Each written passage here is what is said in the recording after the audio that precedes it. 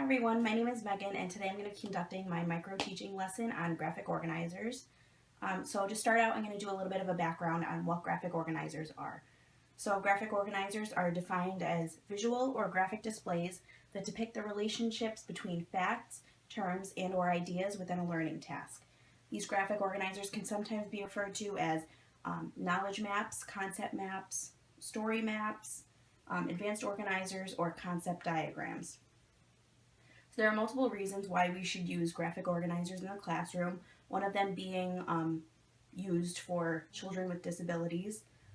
So graphic organizers can help both the teachers and the students in instruction by simplifying the information that they're being given and organizing the content to be presented in a visual way. So this is very beneficial for spatial learners, and it can basically be used in any subject area, whether it be math, reading, science, social studies. It's very flexible in that matter.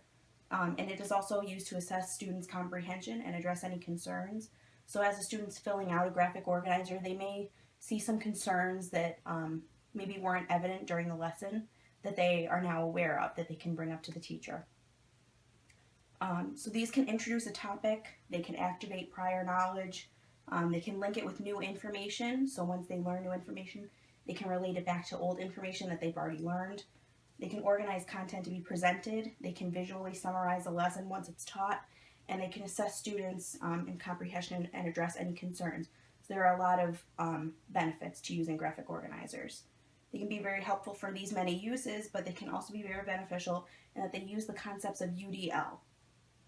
So they use the recognition network, the what of learning, they use the strategic network, the how of learning, and they use the effective network, or the why of learning.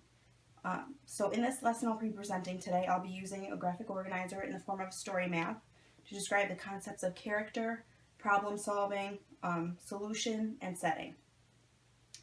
So the book I'm using is one of my favorites from when I was a kid. It's called The Rainbow Fish by Marcus Pfister. In the interest of time, I won't be reading the whole book today. I will mainly focus on filling in the graphic organizer.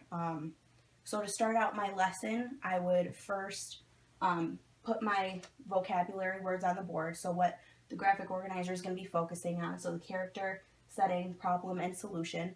So I would have these on the chalkboard behind me, and then as I'm going through the book, kind of point out things that may be beneficial to input like the definitions. So then after we read the book, go in and fill in the definitions. So that's what we're going to do now with the help of my student. So who thinks that they can tell me what a character would be? What is a character? Character is the persons or animals in the story. Okay. So a character is defined as the people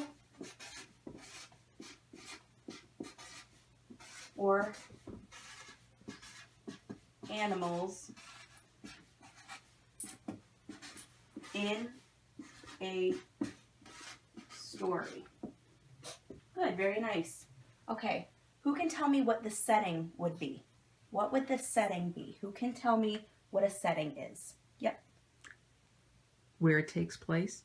Okay, so the setting would be where or when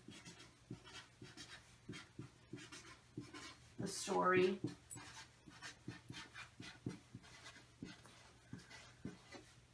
takes place. What about a problem? Think about some of the problems from the book. Who can say what a problem is? Yes? The rainbow fish was lonely and no one to play with.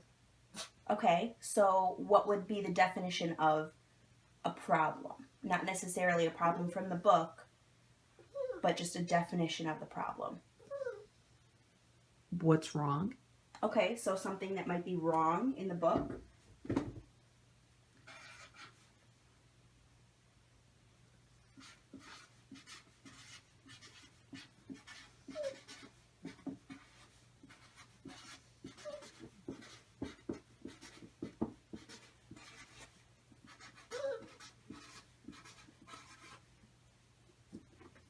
problem is something wrong in the book.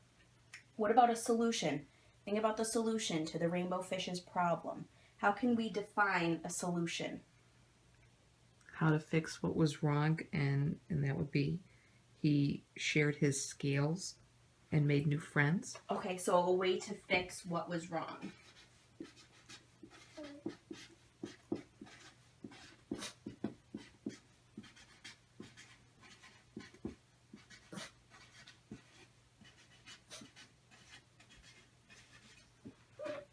All right, very good. So now what we're going to do is we're going to fill in our graphic organizer. So like I said before, I used the idea of a story map for my graphic organizer. So now they have the vocabulary words that they needed to be able to fill in the story map. So we have our setting, characters, problem, and solution from the book. So now that they know what they all mean, we can fill it in.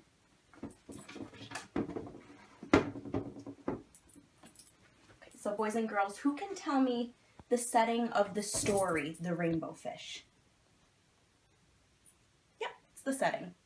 The ocean. Okay, so the rainbow fish, the setting was the ocean.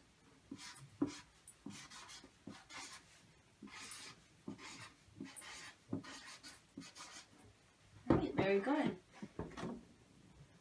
Who can tell me what the characters were in the book?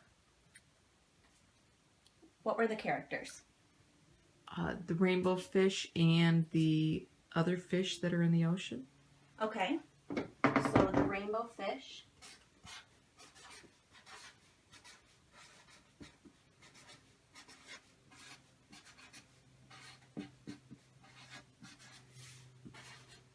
And now were all the other characters in the book, were they all fish? No. Okay, so what can we use instead of the other fish? Sea creatures. The other sea creatures. Very nice.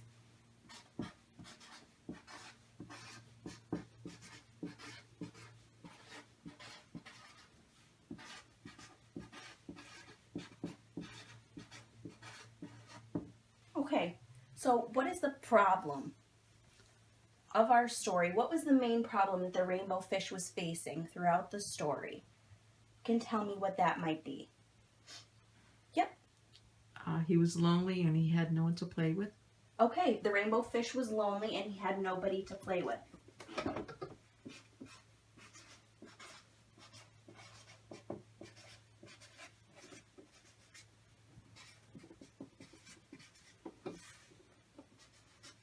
The rainbow fish was lonely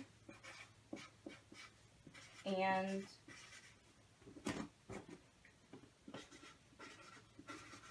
had nobody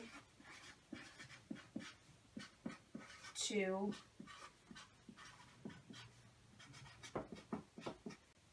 Alright, so our problem is the rainbow fish was lonely and had nobody to play with. Who can tell me the solution to this problem? How did rainbow fish fix this problem? What did he do? He shared his scales and made new friends. Okay, so rainbow fish shared his scales and made new friends. All right, very nice. So then after we filled in the graphic organizer, I would go through it with the students, maybe review each section, do maybe a little activity with it, and then to conclude the lesson, I would have 4 students. I would either pick 4 students, like popsicle sticks, or I would use it as a behavior incentive. And I would have each student come up, I would give them an index card. And on each index card, there are each of the vocabulary words. So we have setting, problem, solution, and character. And each of the kids that comes up would have to take the index card, flip it around, and then give their own definition of the word. So say I got character. I might say the people or animals that are in the story. I can give some sort of other definition. You can adapt it any way you'd like, that last part. All right, so that was my micro teaching lesson. I hope you all enjoyed. Thanks for watching.